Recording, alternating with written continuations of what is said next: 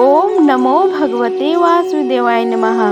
जय श्री हरि। नमस्कार दोस्तों, स्वागत है आप सभी का हमारे यूट्यूब चैनल पावरफुल हिंदू धर्म में। आप सभी पर भगवान श्री हरि विष्णु और माता लक्ष्मी कृपा सदा और सर्वदा बनी रहे। आज हम आप सभी को देव शनि एकादशी कब है, उसके शुभ मुहूर्त, पूजा विधि, महत्व, कथा और उपाय के बारे में आप सभी को बताएंगे। आइए जानते हैं कि देव शनि एकादशी कब पड़ रही है तथा उसके महत्व के बारे में। हिंदू धर्म में एकादशी तिथि को भगवान विष्णु की पूजा अर्चना के लिए सबसे शुभ माना गया है।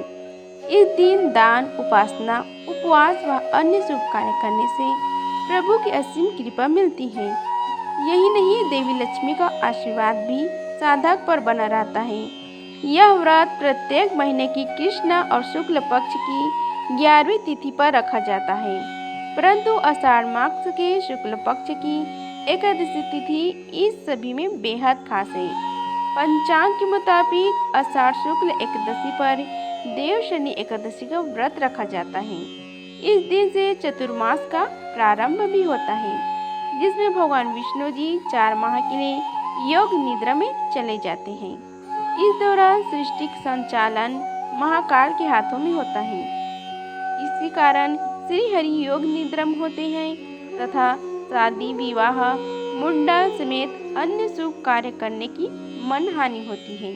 आइए जानते हैं इस साल यह व्रत कब रखा जाएगा।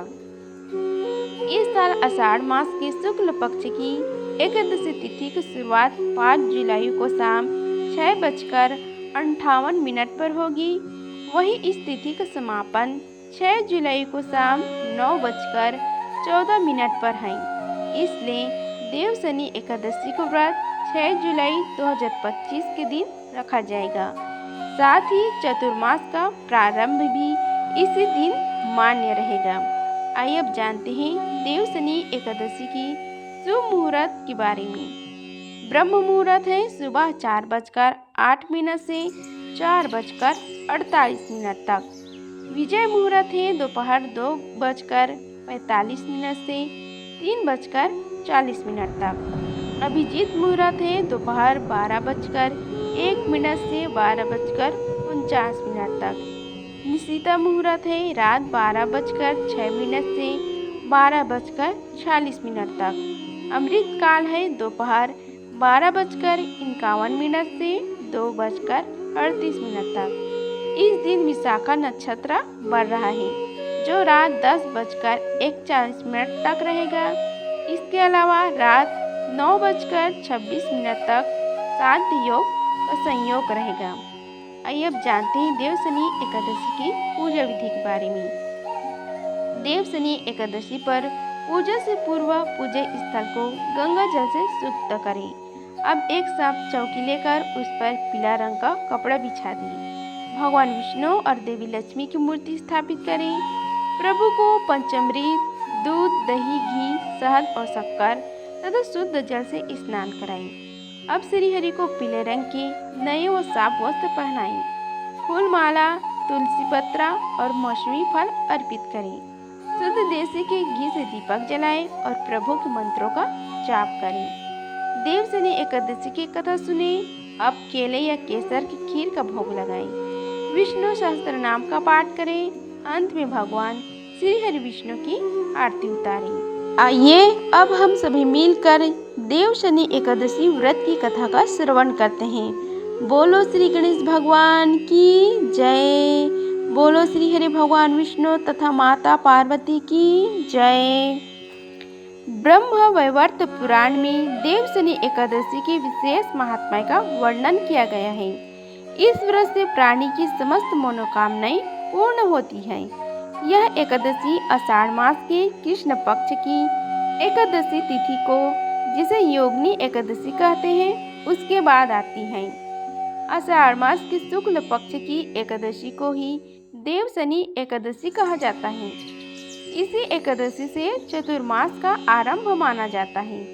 इस अवधि में कोई भी शुभ कार्य जैसे विवाह आदि नहीं किया जाता। मान्यता है कि इस दिन से भगवान श्री हरि विष्णु क्षीर सागर में शयन करते हैं और फिर 4 माह के बाद उन्हें उठाया जाता है। उस दिन को देवउठनी एकादशी कहा जाता है। इसी बीच के अंतराल को ही चतुर्मास कहा गया है।